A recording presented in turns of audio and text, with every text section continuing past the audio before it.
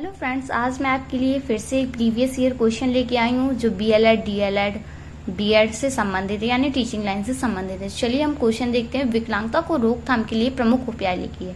ये हमारा क्वेश्चन हो गया। इसका आंसर है विकलांगता को रोकथाम को प्रमुख स्तर में देख सकते हैं, जिसके कुछ स्तर इस प्रकार है। प्राथमिक स्तर बीमारी या विकलांगता की शुरुआत से पहले की गई कार्रवाई है, जिसमें विकलांगता होने की संभावना दूर हो जाती है। यानी हम प्राथमिक स्तर पे ही रोक देते हैं। अगर हम बीमारी होने की संभावना भी हो रही है तो हम उसको प्राथमिक स्तर पर रोकथाम कर देते हैं। माध्यमिक स्तर पर रोकथाम विकलांगता की प्रगति को उसके प्रारंभिक चरण पर रोक दें। विशिष्ट हस्तक्षेप, शीघ्र निदान और पर्याप्त उपचार है। तृतीय स्तर पर रोकथाम हानि और विकलांगता को कम करने या सीमित करने और मौजूदा विकलांगता के कारण होने वाली पीड़ा को कम करने के लिए उपलब्ध और सभी उपाय। इस चरण को पुनर्वास भी कहा जाता है। इसमें रोगी को समान या लगभग समान स्थिति में वापस लाने के लिए किए गए शारीरिक, मनोसामाजिक और व्यावसायिक उपाय शामिल हैं।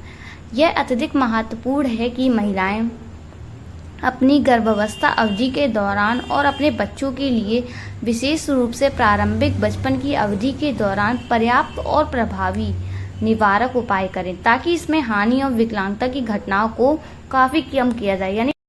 यानी बच्चे जब प्रारंभिक स्तर पर विकलांगता हो, यानी बच्चा गर्भावस्था में या प्रारंभिक बचपन अवधि में ही जो विकलांगता हो रही है उसको प्रारंभ में ही उसका निवारण कर दिया जाए। जैसे कोई हमें चीज अनुभव हो रही है कि वो शुरू कि हो रहा है विकलांग, तो हम उसको तुरंत ही अस्पताल डॉक्टर के पास ले जाएं।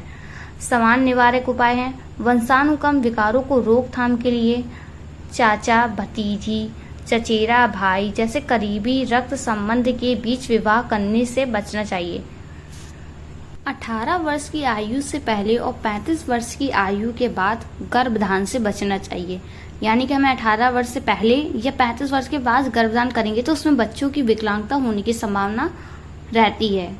यदि घर में किसी को भी वंशानुक्रम बीमारी है तो गर्भधान की योजना बनाने से पहले डॉक्टर के परामर्श लेना चाहिए।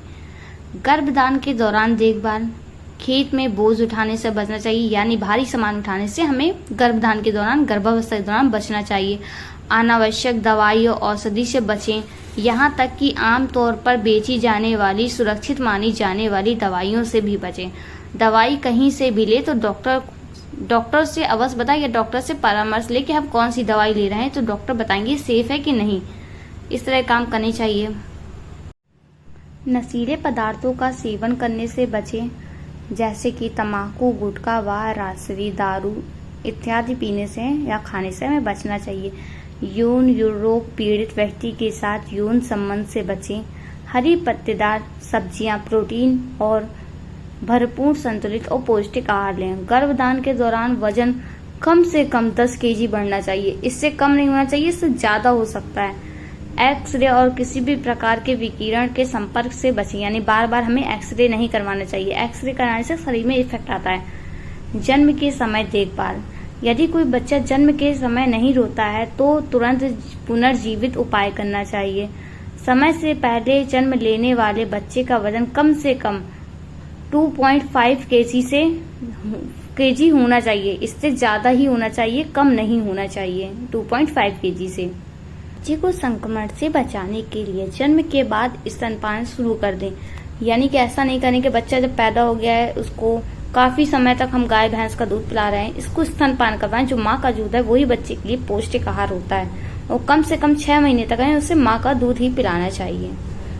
अब यहाँ इसके लास्ट पॉइंट में आ जाते हैं। प्रारंभिक वर्षों में देखभाल, प्रत्येक बच्चे का टीकाकरण की अनुशासित अनुसूची के अनुसार विवरण, यानी कि बच्चे का जब टीकाकरण का समय हो उसे समय समय में टीकाकरण के लिए अवश्य ले जाने, तो उससे विकलांगता होने का कारण बन सकता है। किसी भी कारण से बच्चे का तापमान 101 फ़ारेनहाइट से ऊपर न बढ़ने दें, इससे ज्वर के दौरे पड़ सकते हैं। यदि बच्चे को ज़्यादा तेज बुखार होता है तो उसे तुरंत हमें अस्पताल ले जाना चाहिए। सुनिश्चित करें कि बच्चे को संतुलित आहार और पेयजल का उपयोग करें। बच्चे को संतुलित आहार देना चाहिए, यानी कि पौष्टिक आहार, हरे पत्तेदार सब्जियां, जिससे बच्चे को पूरा प्रोटीन मिले। प्रारंभिक 6 माह तक बच्चे को केवल माँ का दूध ही देना चाहिए। बच्चे के चेहरे पर थप्पड़ ना मारें, क्योंकि इससे कान के पर्दे में चोट लग सकती है, जिससे वे से परिणाम स्वरूप सुनने की क्षमता कम हो सकती है। अगर बच्चे के कान में मान लीजिए थापड़ मारा, उसके कान के पर्दे में पड़ गया तो वो बहरा भी हो सकता है, सुनने की क्षमता कम भी हो सकती है, जिससे उससे विकलांगता आ जाएगी। तो फ्रेंड्स, कैसी लगी आपको ये वीडियो कमेंट करके जरूर बताइएगा। फ्रेंड्स, ये लॉन्ग आंसर टाइप क्वेश्चन था। अगर आप इसे अपनी पेपर टाइप वाली कॉपी में लिखते हैं, जैसे हमें एग्जामिनेशन हॉल में मिलती है, तो ये क्वेश्चन कम से कम 8 पेज का जाएगा। अगर आपका कोई भी क्वेश्चन हो तो प्लीज़ मुझे कमेंट करके जरूर बताइएगा, मैं उसका आंसर देने की कोशिश करूंगी। Thank you for watching this video. See you in the next video.